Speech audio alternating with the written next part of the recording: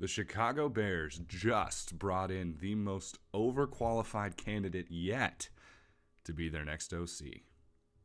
Hello, everyone. I'm Andy here with Chicago Bears React, bringing you all the Chicago Bears news both during the season and now in the off season. Before we dive into today's video, please take a moment, like, subscribe, turn on notifications. You're not going to want to miss anything we're talking about. This is going to be the off season of all off seasons for our beloved Chicago Bears. We're talking number one pick in the draft. We're talking probably at least a trade or two that's going to be made. Free agency, key coach signings, offensive coordinator, defensive coordinator. What are we going to do with the quarterback? What are we going to spend in free agency? You're not going to want to miss it. We're going to be diving into all of this. We will not leave any news source unattended. So, now, in the last kind of week or so, we've taken a look at a few different candidates for offensive coordinator, whether that's Shane Waldron, the current OC for the Seattle Seahawks, whether that's Clint Kubiak, the son of Super Bowl winning coach Gary Kubiak. There's also been some people in college, some people who have called plays from unique coaching trees, such as Greg Roman under the Harbaughs. But by and large, the theme has been McVay-Shanahan disciples. That's what we've seen over and over and over again. And while the Greg Roman interview kind of signaled, hey, maybe the Bears are considering keeping Justin Fields, I think today's news is signaling a different thing, and that is that the Chicago Bears are interviewing Cliff Kingsbury, the former Cardinals head coach. Clint Kingsbury has worked both in the NFL and now currently in college as a kind of supposed offensive guru. And he's an interesting person. He previously coached Patrick Mahomes. He's currently helping coach out at USC one Caleb Williams. Talked about him a little bit, the most likely number one overall pick this year in the NFL draft.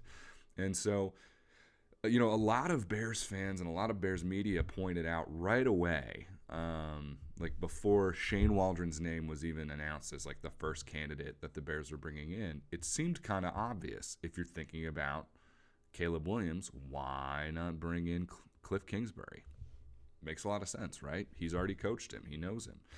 And yet the Bears have now scheduled 7 or 8 different interviews before they got to Cliff Kingsbury. And so what's interesting about this is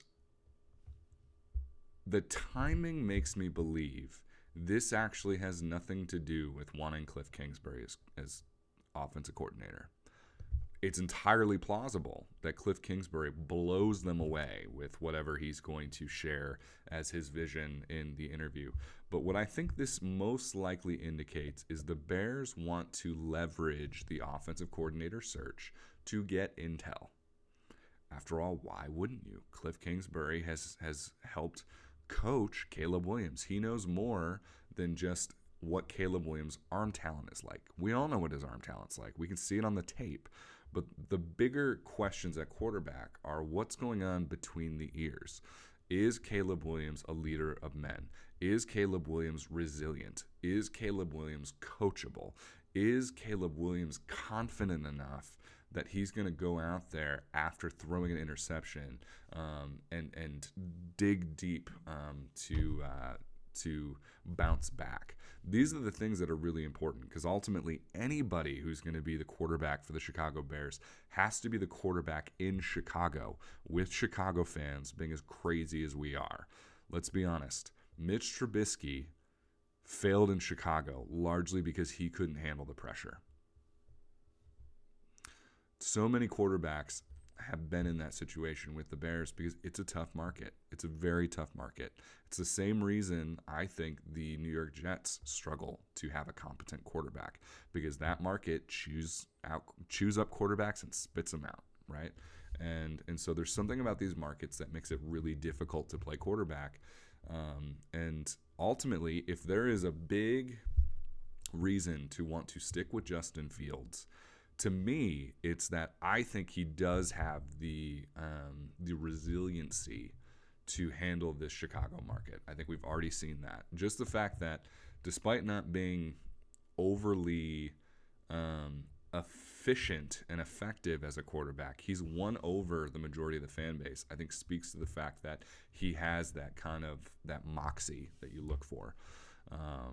And we don't know if Caleb Williams has that. And I truly believe that's why the Bears brought him in. I think they want to know about that. I think also they'd want to know, okay, let's hypothetical. We've already drafted Caleb Williams. What would you do with him? I'd want to know that. I would want to know what could you get out of Caleb Williams. How would you coach him? What would that look like? Start to develop kind of your early strategy for how you would develop him as a passer, as a player. And so I think that's what it's about. Ultimately, I think if they were that serious about interviewing him, they would have requested the interview a week ago. Because at the end of the day, he's an obvious choice. He has been an NFL head coach. He's by far the most qualified candidate we have seen so far. I'm not saying he did a great job in Arizona, but at the end of the day, he has been a head coach in college. He's been a head coach in the NFL. He's been a play caller. He is somebody who has coached the best quarterback of this generation, Patrick Mahomes. And so you look at that and you say, it seems like an obvious choice, especially if you're considering taking his current quarterback in the NFL draft. So I think it's a smokescreen. I think this is a way for them to drum up more media attention that maybe they're leaning Caleb. I think it's a way to learn more about Caleb's background, and I think it's a way to start developing a potential strategy if they choose to draft him. I say that knowing we also then, I think, have to go back to the Greg Roman interview and wonder if that was the same idea. Were they really interested in bringing in Greg Roman as their offensive coordinator, or did they use it as an opportunity to pick the brain of somebody who could coach someone like Justin Fields to determine if there's a strategy they're not currently aware of that could be deployed to maybe bring more out of Justin? I'd want to know that. Look, Matt Eberflus may be a defensive coach, but he sat in on a lot of the meetings. He would have talked endlessly with Luke Getsy about what is the way to develop Justin Fields. So when Greg Roman starts giving his spiel, he can then immediately in the back of his head say, does that sound new to me? Does that sound like exactly what we tried to do with Fields under Getsy? Start to compare and contrast and start to think through, does that even make sense to me? Does that plan make sense, or did that only work because they had Lamar Jackson?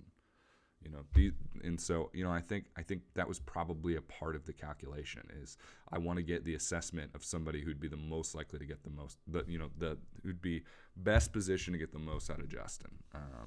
Again, doesn't mean they wouldn't actually hire him. Maybe they'd be blown away by what they heard. But the point is, I don't think that was probably the initial intent then, and I don't think it's probably the intent right now as it relates to Cliff Kingsbury. So that'll be it for today. Let me know, what do you think? Do you think Cliff Kingsbury is an actual viable candidate, or is this just playing chess while the rest of the NFL plays checkers? So let me know in the comments, and as always, bear down.